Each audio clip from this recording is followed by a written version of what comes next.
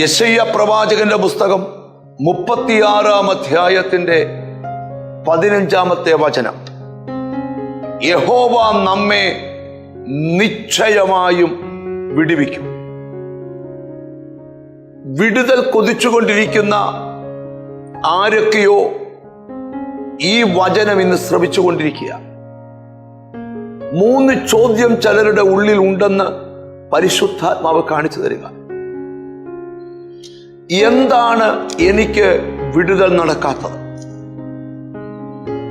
എനിക്ക് എങ്ങനെ ഒരു വിടുതൽ കിട്ടും? എന്റെ വിടുതൽ എന്ന് സംഭവിക്കും? ഈ 3 ചോദ്യത്തിനും ദൈവം നിനക്ക് മറുപടി തരാൻ പോകുകയാണ്.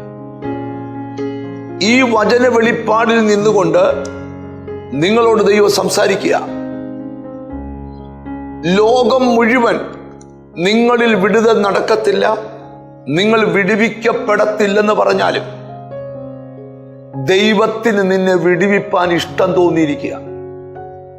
സ്തോത്രം. ഏതു കുരുക്കിനകത്തു നീ അകപ്പെട്ടാലും, ഏതു പാരമ്പര്യ ബന്ധനങ്ങൾക്കകത്തു നീ ബന്ധിക്കപ്പെട്ടാലും, ഏതു പൈശാചിക ചങ്ങലകൾക്കകത്ത് നീ ഒടുങ്ങിപ്പോയാലും, കർത്താവ് പറയുക, നിന്നെ വിടുവിക്കാൻ ദൈവത്തിനറിയാം. 100 ആടുകളിൽ 1 നഷ്ടപ്പെട്ട ഒരാട് കാട്ടുവള്ളികൾക്കിടയിൽ കടിച്ചു കീറാൻ കൊതിക്കുന്ന മൃഗങ്ങളുടെ ഇടയിൽ അകപ്പെട്ടു പോയിട്ടും തേടിച്ചെന്ന ഇടയൻ തന്നെ കുരുക്കിയ വള്ളികളെ മുറിച്ചു മാറ്റി ആടിന്റെ ദേഹത്ത് തറച്ചു കയറിയ മുള്ളുകളെ കൈകൊണ്ടൊന്ന് തടവി ആ മുള്ളുകളെ ശരീരത്തൊന്ന് പിഴുതെറിഞ്ഞ് അതിന്റെ ദേഹത്തൊന്ന് തട്ടി അതിനെ തോളിലെടുത്ത് വെച്ചുകൊണ്ട് വരുന്ന ഇടയൻ. ആ ഇടയന്റെ ലക്ഷ്യം ആടിനെ വിടുവിക്കുക എന്നുള്ളതാണ്. ഇന്ന് ഈ വചനം കേൾക്കുന്ന നിങ്ങളോട് ദൈവം സംസാരിക്കുക. യഹോവ നമ്മെ നിശ്ചയമായും വിടുവിക്കും. നീ വിടുവിക്കപ്പെടും, ഉറപ്പ്. എന്ന് സംഭവിക്കും?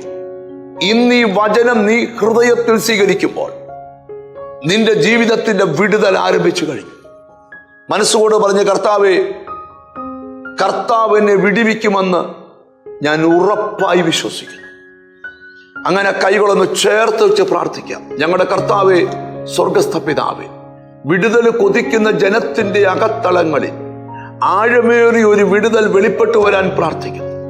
എന്നോട് ചേർന്ന് പ്രാർത്ഥിക്കുന്ന മക്കളെ നിന്റെ നാമം ചൊല്ലി പിതാവിന്റെയും പുത്രന്റെയും പരിശുദ്ധാത്മാവിന്റെ നാമത്തിൽ അനുഗ്രഹിച്ച് പ്രാർത്ഥിക്കുന്നു.